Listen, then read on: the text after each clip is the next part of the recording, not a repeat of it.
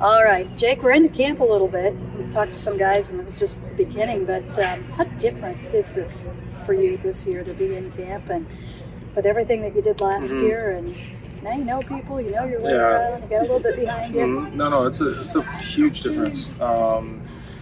Definitely a little more relaxed. I mean, I know you can ask anybody that goes into an organization. It's a whirlwind, because you get used whatever organization you're before, you get used to them. You learn all the names, you get comfortable with your surroundings, and then when you get put into a whole new environment, it's a lot while trying to back yourself up and relax and go out and play baseball. So that in itself, not having to worry about that this year is a big difference. It helps with the routine, it helps to get the confidence and kind of just that relaxation a little bit, and just kind of go out and play a little bit easier. But there are a lot of familiar faces in there, with all of us playing together, quite a few of us. So understanding kind of where we come from, where we come from on the field. So it's a little bit different of a feeling from last year. You were new to the organization last year, and so there was a lot to learn, and then all of a sudden you were thrown into a situation where it's all about the young guys. There's so many teams you go to, and young guy comes up here, young guy comes up there, but this was really about, we want to keep these guys together as much as possible, and I'm not talking a year or two, you're talking years. Yeah, no, definitely. How did you get that feeling? I mean, how did that kind of manifest itself to you?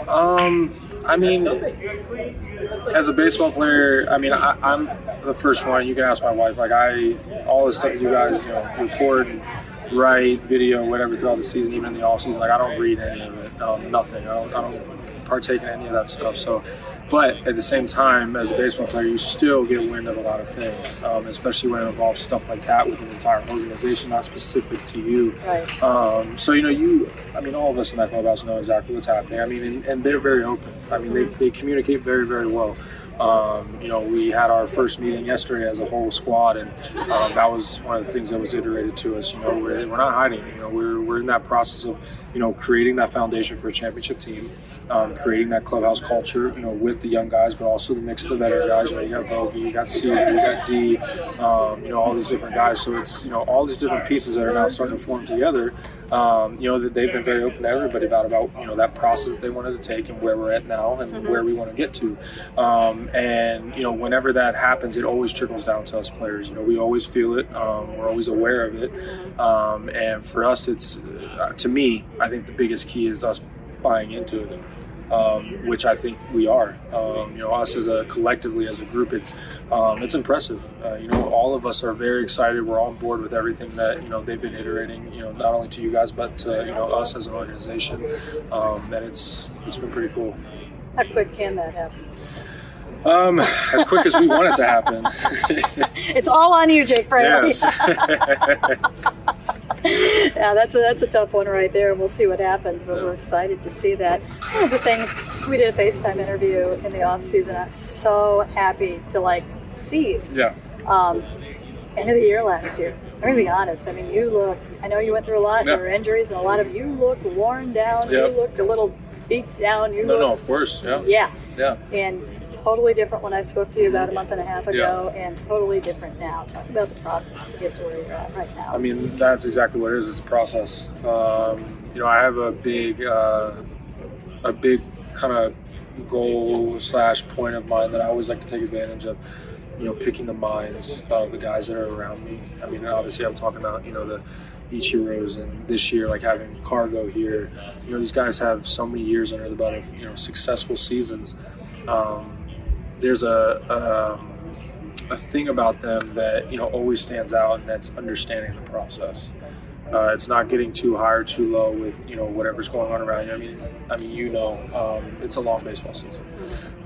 You're always it's inevitable. You're gonna have your ups and your downs. Obviously, you hope to have the ups, when it's most important and when that time comes. And for me, 100%. I was very worn down. That was something that me and Skip talked a lot about. Was some things that were a little bit out of my control, but also there were quite a few things that were in my control that I could do a lot better on, which I've learned from. Applied it to my my game and my routine. And a lot of that stuff had to do with off the field, as far as staying very anal to my workouts, especially throughout the entire year. But also understanding that, my body needs to go through that to get to the end, to be able to be playing in September, to be playing in October. And for me, it's really just taking it with a grain of salt and running with what I need to run with. And as a baseball player, you got to have a very short memory. So you take what you need from it, you move on, and that's exactly what I did. You said, because you all have player plans, we talked a little bit about that, but you said that even your off-season workout, it was so important to you that be as regimented as that the plan be what it would be exactly in the season. Yep. It's huge. I mean, I'll never forget it. I'll remember for the rest of my career, but the first week that I was in the big leagues, Skip pulled me aside and put me in his office, and he was like, I just wanted to talk to you, and not really sure what this was going to be about. Obviously, you can imagine a young guy going into Skip's office. He just got to the big leagues. You're like, man, this can go like 300 different ways. And he's like, have you been watching Seager? And I was like, I mean, obviously I paid attention to it. It's called Seager. Yeah. And he starts getting into a little bit about routine and stuff. And he's like, for the next week, just watch Seager from the time he gets to the field to the time the first pitch is. And for that whole week, he was on the minute doing the same exact thing every single day. Wow. And he was, after that week, he was like, that's why Kyle Seager has 10 years. Because those little things are what adds up to allow you to stay within this game for as long as you're able to. Mm-hmm. And that's a lot of things that a lot of guys don't understand. And I took that to heart because, doing it, like, you go in the cage, you have the swings, you have the mechanicals of all that stuff, the fundamentals, throwing, catching, all those things. Those are given. You're going to do those every single day. Those are the easy stuff, so to say. But the little things like that are the things that really add up that allow you to have the career that you want to have. And those things help you to stay, with where you want to go. And it allows you to have something to lean back on. Because like I said, it's inevitable. You're going to have the ups and downs of the season. So when you have that strict of a regimen every single day, it gives you that peace of mind so that when you get out there at 6, 7 o'clock, you're just ready to go out there and play and relax. And you attack the diet too. You discovered nutrition in the off-season. Yes, that was a huge thing for me. There were a lot of guys since college have messed around because I can get away with kind of eating bad a little bit.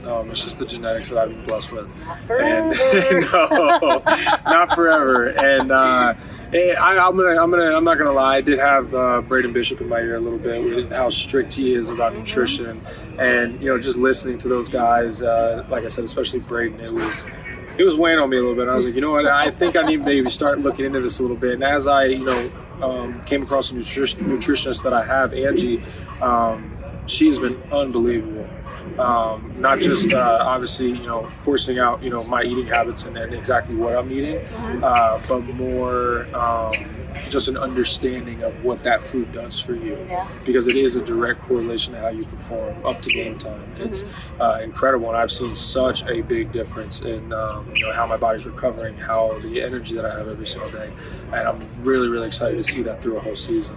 Do you have cheat days? Oh, of course. Kidding me? What's a good cheat? Man, I'm a big pizza guy, and I am a big cookie guy. Chocolate chip cookies. Okay. Oh, I would, if I could every night, I would crush like 10 chocolate chip cookies before going to bed. Oh man. All I right. love it. That's tough not to have those. I hope you get your fair share at the right times of those. In talking to you and getting to know you, you're how old? 24. It's hard to believe. Yeah. There's a maturity about you. Thank you. You're only 24. And then there's a whole other side. You are a family guy. Yes. Tell us what you got going at home. Well, I got a potty trained 2-year-old about to be 3. He doesn't like to pee in the toilet. He likes to pee outside in the grass. They go through that. And man, my daughter's she's getting so big. She's actually, I think me and my wife always mess around. We think she's gonna surpass my son.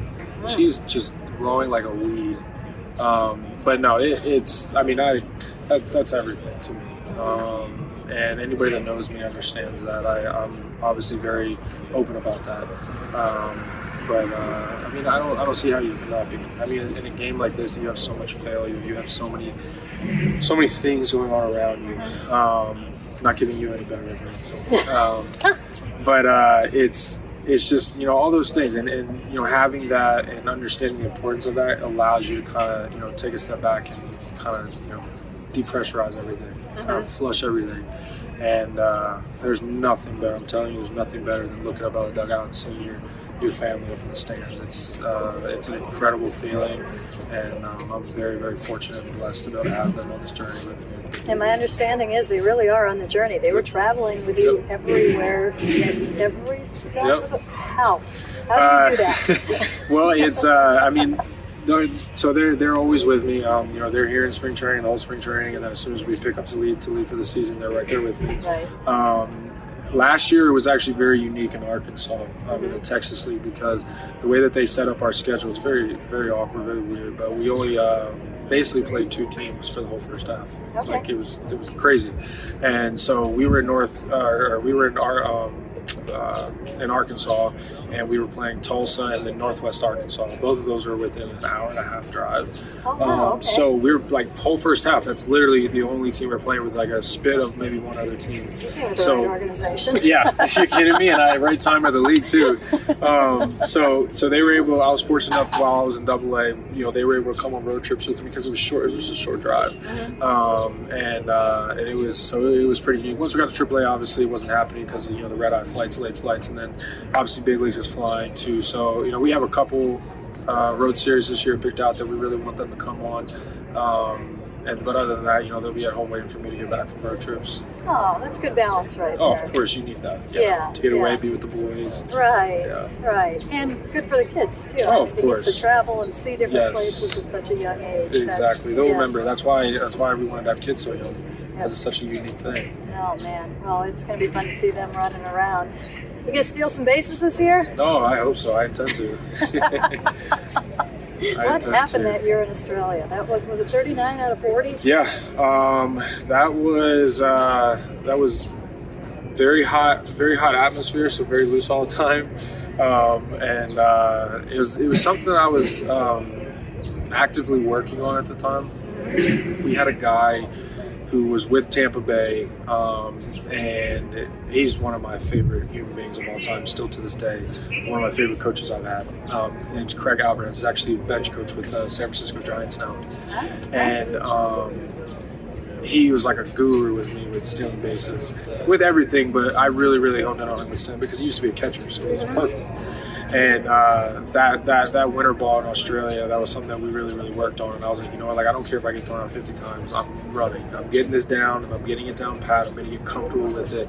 And I happened to only get thrown out once and ended up breaking a couple records while I was there. And my legs felt great, so that was the best. That was, every time you see that in the media guide, you're like, something's wrong here. That doesn't happen like that. And it was in 30 games. I mean, it was like a stolen base. Yeah, we played like 31 games, I think it was. Yeah. All right, last, sitting right in front of us, you got to explain the art there. Yeah, I'm a big tattoo guy. Really? Yeah, I don't know if I could tell. No, these are just painted on. They come off soon. No, I'm a big, everybody that knows me, especially with the media, I mean, every chance I get, I like to talk about my faith.